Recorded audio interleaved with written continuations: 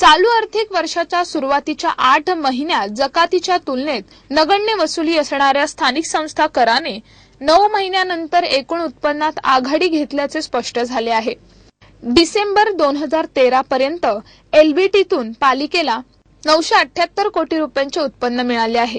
गेल्या वर्षी याच कालावधीत मिळालेल्या जकातीच्या उत्पन्नापेक्षा ते 18 कोटी रुपयांनी अधिक आहे। गेल्या वर्षी 1 एप्रिल पासून शहरात एलबीटी लागू झाला।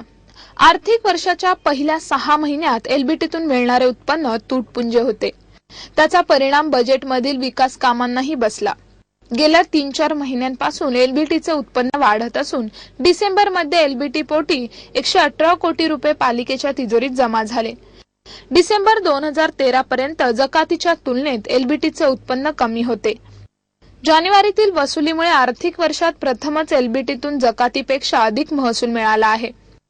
एप्रिलमध्ये एलबीटी लागू झाल्यापासून या कराला व्यापाऱ्यांचा तीव्र विरोध होता।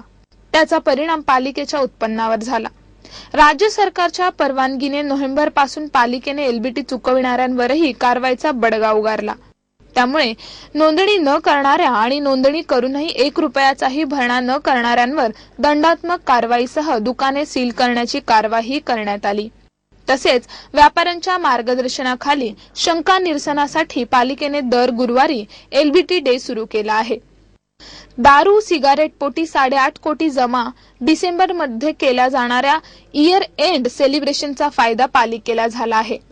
डिसेंबर मध्ये दारू आणि बियरच्या आयात मालावर पालिकेला 5 कोटी 40 लाख रुपये उत्पन्न मिळाले, तर सिगारेट मधूनही सुमारे 3.25 कोटी रुपयांची भर एलबीटी मध्ये पडली।